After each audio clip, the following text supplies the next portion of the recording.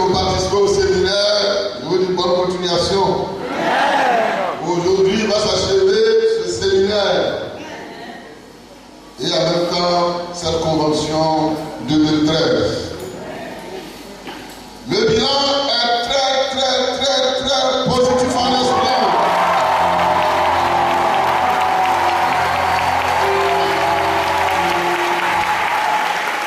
Jésus-Christ était en Israël. Il était dans un seul pays du monde. Un seul pays, Israël. Jésus a fait un travail puissant. Il a sauvé toute l'humanité.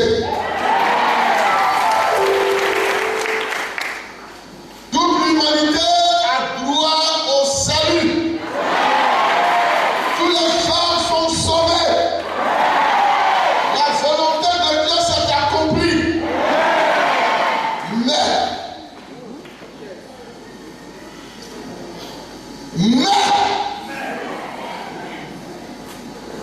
tout le monde crie, mais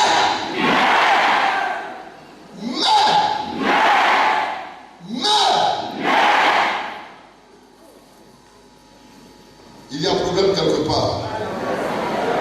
Allez-y, il y a problème quelque part.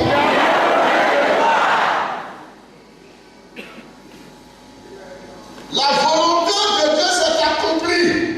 Amen. Répétez, la volonté de Dieu, du Dieu créateur s'est accomplie.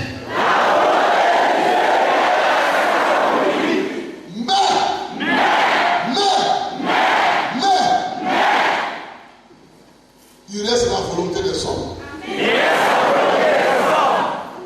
Eux-mêmes qu'on doit sauver là, il reste leur volonté.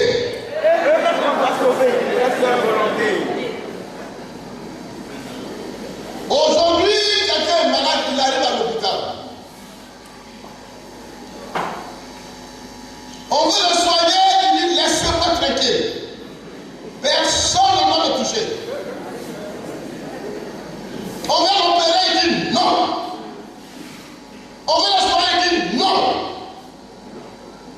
Il est dans ses droits. C'est son corps, c'est sa personne. C'est sa vie. Il dit non. Même le plus grand savant professeur agrégé de médecine sera obligé de lui dire on est d'accord. Si il décharge, pour prouver que nous avons voulu te soigner, que vous avez refusé, vous êtes maître de votre vie, enlève-nous notre responsabilité dans l'affaire. Signez une décharge et entrez chez vous. Il ne veut pas, il refuse qu'on le soigne. Ce que j'ai dit, on avait vu plusieurs cas comme ça à l'hôpital. Il est maître de sa vie. Il dit non. On le dit. Nous les hommes aussi, nous sommes maîtres de notre vie face à Dieu. Amen. Si nous disons non au salut de Dieu, nous sommes libres de refuser le plan, la volonté, le travail de Dieu. Si nous disons oui, ça marche. Mais nous les hommes, nous avons un ennemi. L'ennemi commun. L'ennemi du Dieu créateur et l'ennemi des humains. Monsieur le diable. On le connaît, tout le monde le connaît. Même un enfant sait qu'il existe un esprit appelé diable. Le plus grand mauvais esprit. Il a pris notre représentant Jean-Baptiste. Il a récupéré le représentant des hommes, dont Jésus-Christ lui-même a rendu témoignage en disant ceci. Parmi tous ceux qui sont nés de femmes, il n'y a pas de plus grand que cet homme. Cet homme qui est au désert, cet homme qui officie la troisième vérité fondamentale, le baptême d'eau par immersion dans les eaux naturelles,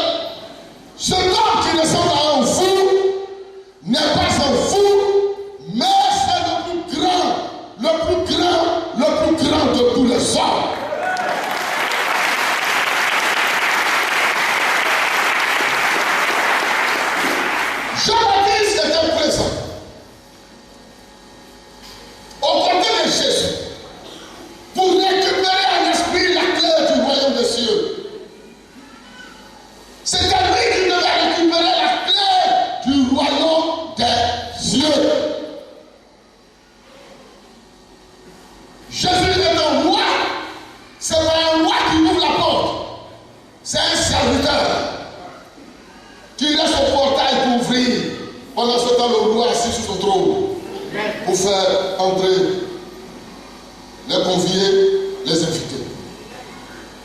Jean-Baptiste était là pour récupérer la clé du roi des Saint-Esprit dans la main de Jésus. Monsieur le diable a dit, vous les hommes, vous voulez aller au ciel, alors que moi je suis tombé du ciel. Vous n'allez jamais aller au ciel. Vous serez avec moi dans l'enfer, vous les hommes. Le diable n'a jamais voulu que la clé du royaume des cieux tombe dans la main d'un gourmet pour pouvoir ouvrir la porte. Alors, il s'est saisi de Jean-Baptiste dans le combat spirituel. Après avoir rendu témoignage de Jésus, Jean-Baptiste avait fini avec le magistère et il devait passer à l'épreuve du triomphe. Il doit monter dans le combat spirituel. Jean-Baptiste part au combat. Le diable inspire, lui donne des enseignements qui ne sont pas vrais. Le grand Jean-Baptiste commet les erreurs qu'une grandeur ne doit pas commettre. Lui-même, Jean-Baptiste, il savait qu'il menait une vie bizarre. Il savait que Jésus-Christ est né dans des conditions de bizarrerie et de toute bizarrerie. Né hors de la ville, première bizarrerie. Né dans une table avec les animaux, deuxième bizarrerie. Alléluia.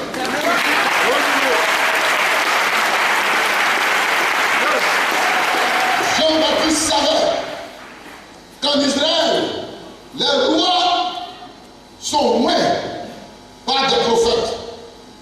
Et un roi, quand il est déclaré roi dans le social, il est automatiquement privilégié. Qu'il ait 50 femmes, il ait 100 femmes, c'est son droit. Je me demande comment Jean-Baptiste, le grand Jean-Baptiste, qui sait que Dieu a donné 1001 femmes à Salomon. Moïse a eu plusieurs femmes.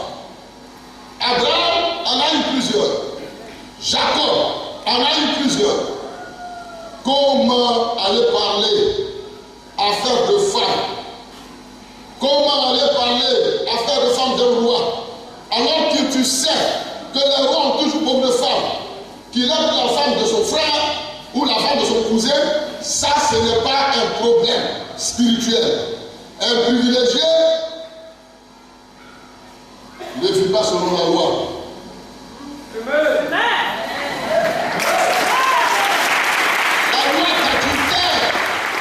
La loi d'adultère ne s'applique pas à un privilégié.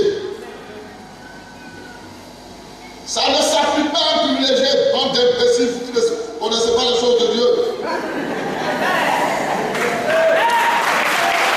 loi d'adultère ne s'applique pas à un privilégié.